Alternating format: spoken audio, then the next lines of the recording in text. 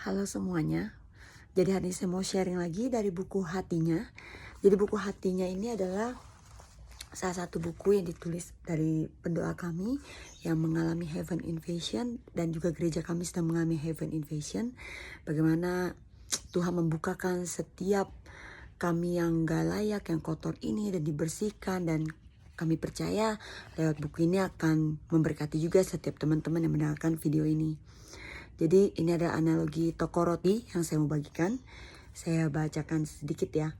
Di sini dikatakan bahwa ada sebuah toko roti dan ribuan orang sedang membutuhkan makanan.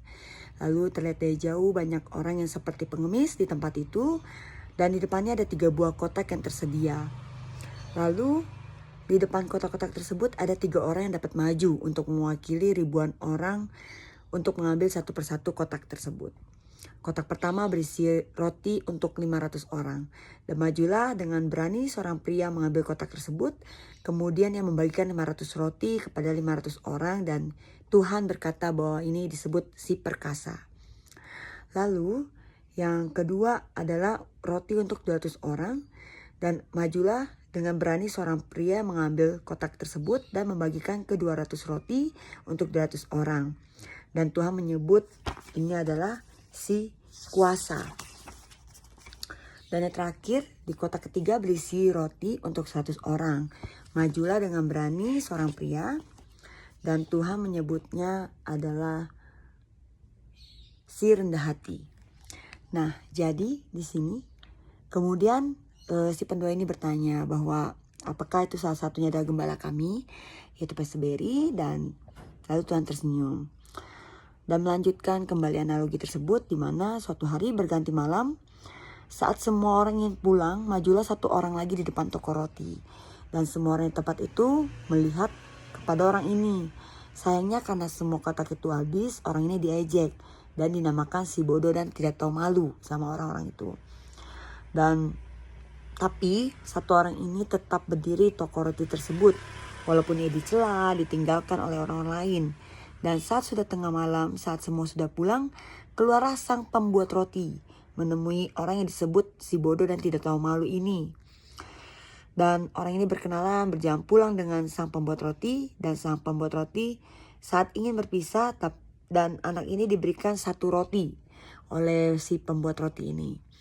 Lalu anak ini pun pulang, dan ia memecahkan roti tersebut ke beberapa orang yang percaya dan kelaparan juga.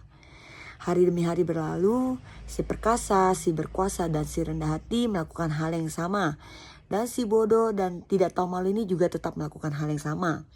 Sampai suatu hari pembuat roti menjadi sangat mengasihi satu anak muda ini yang selalu menemani ia pulang saat sudah selesai gitu kan. Nah, si pembuat roti berkata, "Nak, satu hari aku akan membuka toko rotiku. Di situ semua orang tanpa terkecuali bisa datang dan memakan roti sepuasnya." Lalu anak ini dengan sangat senang membagikan berita ini, berita dari sang pembuat roti. Namun sangat sedikit yang percaya. Sampai terjadilah hari yang dimaksud oleh sang pembuat roti. Disitulah pembagian roti, di mana ternyata pembagiannya menjadi sedikit. Karena para pengikut si perkasa, si berkuasa, dan si rendah hati sudah kenyang, berkecukupan, dan tidak perlu lagi menunggu roti. Mereka melupakan dari mana mereka diberikan makanan tersebut. Hanya ratusan orang yang tersisa, dan hari itu sang pembuat roti datang lebih pagi untuk membuka roti dan memberikan kesempatan kepada setiap orang untuk bisa makan sepuasnya. Dan seperti yang ia janjikan kepada anak muda tersebut. Lalu anak muda yang tidak masuk hitungan dalam 3 kelompok tersebut akhirnya disebut oleh si sang pembuat roti adalah si pintar yang berbahagia. Dan ia diberikan kuasa untuk mengajak siapapun makan di roti tersebut dengan gratis. Jadi di sini adalah yang dimaksud adalah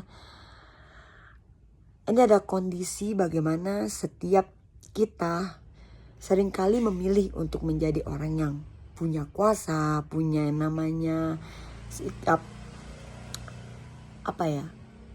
yang dikenyangkan karena kita tuh ada gitu. Tapi di saat kita bisa menjadi salah satu anak muda ini, di mana satu roti yang diberikan oleh si sang pembuat roti itu cukup membangkitkan orang-orang untuk mempersiapkan dan mengabarkan kedatangan Tuhan. Nah jadi teman-teman, seringkali kita berpikir, aduh aku tuh gak punya banyak, aku gak bisa, mungkin aku gak ada uang atau apapun. Tapi lewat setiap hidup kita, lewat seperti ini kesaksian di dalam testimoni kita itu bisa menyelamatkan banyak orang yang sepertinya gak bisa, sepertinya kayaknya gak ada impact. Tapi percayalah, satu hal kecil kesaksian bagaimana Tuhan begitu baik dalam hidup saya dan saudara, itu bisa menyelamatkan banyak orang. Jadi maukah setiap saya dan juga teman-teman sama seperti anak muda ini yang menunggu sang pembuat roti, dan di saat dia berjumpa dengan sang pembuat roti, dia mengabarkan kabar baik ke setiap orang. Sama seperti saya yang juga diselamatkan di gereja saya di Overcomer, di saat saya yang ngerasa hidup saya itu gak baik-baik, padahal saya diberikan keluarga yang sangat baik. Tapi entah kenapa ada pemikiran bahwa saya adalah anak yang gak bahagia, kayaknya tuh ngerasa kesepian. Tapi ternyata ketika saya mengenal Tuhan saya di Overcomer, saya tahu ternyata saya begitu dikasihi, saya begitu dicintai dan berkenan di hadapan Tuhan. Dan saya mau berkata itu juga hal yang sama kepada setiap teman-teman yang mendengarkan sharing saya hari ini. Jadi mari kita belajar untuk bersaksi dan mengabarkan setiap kabar baik yang Tuhan sudah lakukan dalam hidup saya dan saudara.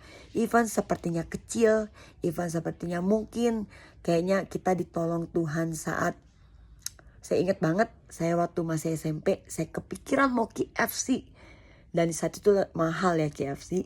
Lalu saya pulang pelayanan, anehnya mama saya beli KFC yang biasanya jarang banget beli KFC.